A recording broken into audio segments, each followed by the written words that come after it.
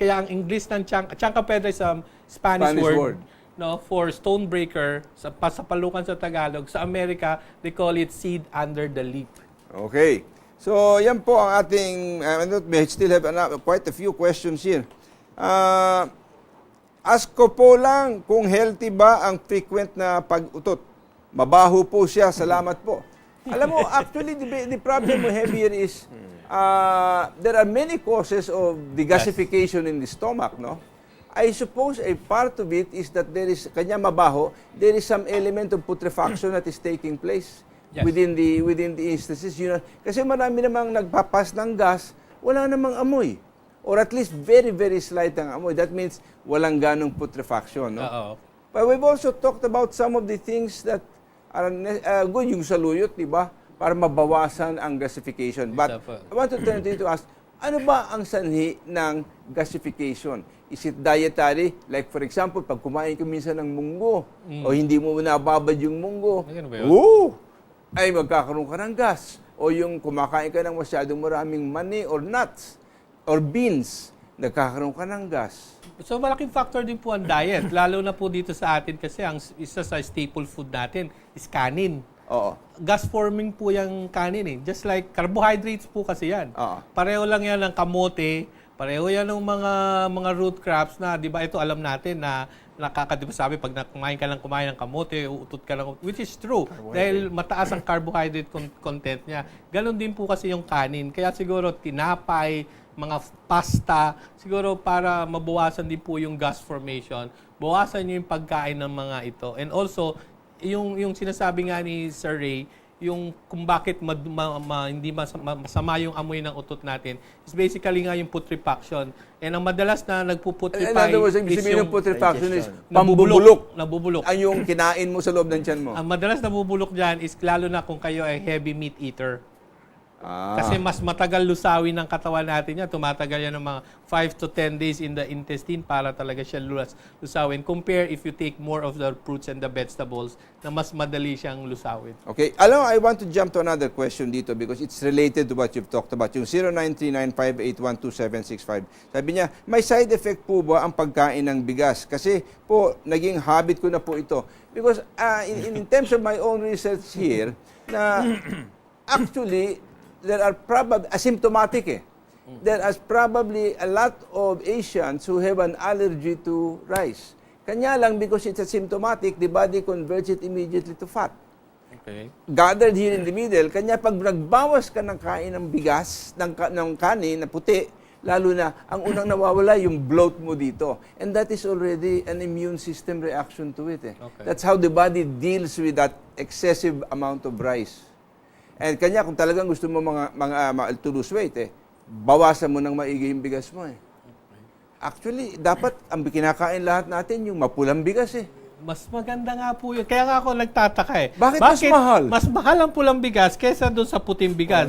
Kung titignan nyo, ang puting bigas, pinoprocess yan. Dadaan pa yan sa mill, so meron pa yan overhead. Pa yan. Pero yung brown rice at saka yung mga walang proseso yan Pag naipahan mo, yun na yun. And much more, compared to sa puting bigas, mas masustansya ang brown rice. Because ang sustansya ng bigas po, wala doon sa puti, nandun sa kulay. Walang sustansya yung puting bigas na kinakain Pure carbohydrate yan Opo. Tama. Although it's also a fiber. Kanya pagka kiniskis po natin ang bigas, ay lahat ng mga nutrients, lahat ng mga minerals and substances there, and vitamins, wala na. Tanggal na. Kanya, hindi ko rin maintindihan kung bakit. Kasi sinasabi nila, kasi upland rice daw yun, kanya mahal. Hindi ako niniwala Ang siguro it's more kasi yung law of supply and demand Oo. Di ba? Mas maraming consumer kasi ng puti, kaya nagmamahal yan. Siguro, basically, di ba? Alright. But, Brother Ramon, here is where the viewing public should know na halimbawa, the importance of the function of the whole GI system. Ibig sabihin nun, pag kumain ka, automatically yung ating digestive system, nagkakaroon siya ng acid, ang tinatawag natin hydrolysis. So lumalabas hydrolysate, yung mga ninusaw, ngayon mapauwi sa enzyme activity. Itong enzyme activity, now dissolve it further into yung fine amino acid na pwedeng ma-absorb. Now, here is what happened.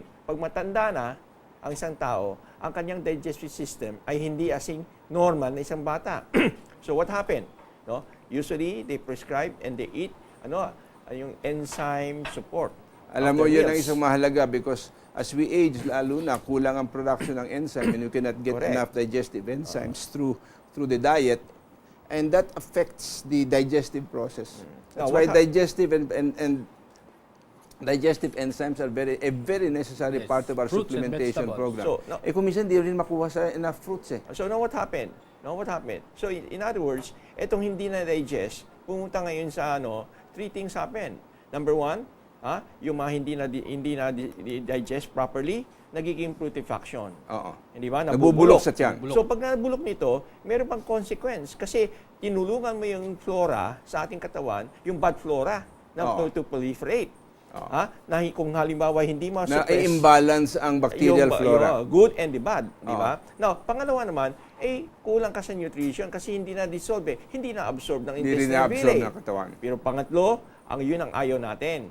Dahil sa yung hindi na dissolve, napauwi ngayon, nakalusot sa intestinal villi. At hindi nang pagkain. Bumalik sa katawan natin. At hindi pagkain sa dugo 'yon. So anong gagawin ng katawan? It has to be eliminated through the lymphatic system. So ayun lymphatic system nakakaroon ng tinatawag Na-overload. na tinatawag na siya circulating immune complex. Yun ay isang malaking problema sa mga may masakit. Kasi partially digested, especially partially digested proteins, when they get into your blood, are immediately attacked by your immune system. hindi na pagkain eh. Kasi Ang it blood recognizes mo eh. it as a foreign matter, and that is, pag inatake yun nun, that becomes what they call a CIC, circulating immune complex. And when these things begin to lodge in your organs, you're gonna get into trouble eventually. From 0910-311-3347, good PM po, may side effect po ba ang katawan pag ang palaging uminom ng hot or warm water at konti lang yung natural water intake? Well, anong klase yung iniinit mong tubig? Basta, I think, basically, water that is from your faucet or if it is filtered, that's fine. A lot of people think you should not drink very, very cold water. Ang dapat lang yung medyo maligam-gam lang or a little bit warm. That's fine. But it has absolutely no problem for your body. Okay? Kasi yung sobrang yun, lalabas mo lang. Lalabas naman. Okay? Okay, plug lang namin sandali dito. Malaman po ninyo, nga pala, meron kaming paalala rin sa inyo na bukas merong seminar po ang PICAM. Diyan sa Club Filipino at 5:30 in the afternoon. Ang pag-uusapan nila, mahalaga sa mga lalaki, how do you increase your libido? Diyan po yan sa this Thursday from 5:30 to 9 at the RAL Room sa Club Filipino, diyan po sa Green Hills, San Juan. Ang panelist natin dito, how to regain and boost your libido. Si Arturo Estuita, MD, Adeltrudis Ojeda, MD, Mary Jean Acero, MD, and Jaime E. Diliaco, DMM. Ang moderator po ay si Fe Jocelyn C. Merced, MD. Meron pong registration fee na 400 piso kung gusto niyo for a member and 500 pesos for non-member. Pakitawag lang po sa 381-5210 or mobile number 0917-833-3828 para makapag-reserve kayo ng attendance nyo. Don't forget, you can visit Dr. Roger Salindong, the Integrative Medicine Specialist at Founder and Medical Director ng Klinika Biologica. Telephone number 439-6721. Ang kanyang mobile number 0917-890-5967. Email address drrogersalindong@yahoo.com. Okay, wala na po tayong panahon para sa ating ibang mga questions. Salamat po sa tangkilik nyo. Thank you, Dr. Roger, for being with us again. And Brother Vic, salamat sa pagdalo mo. We will see you next week. Meantime, be happy and stay healthy. God bless you.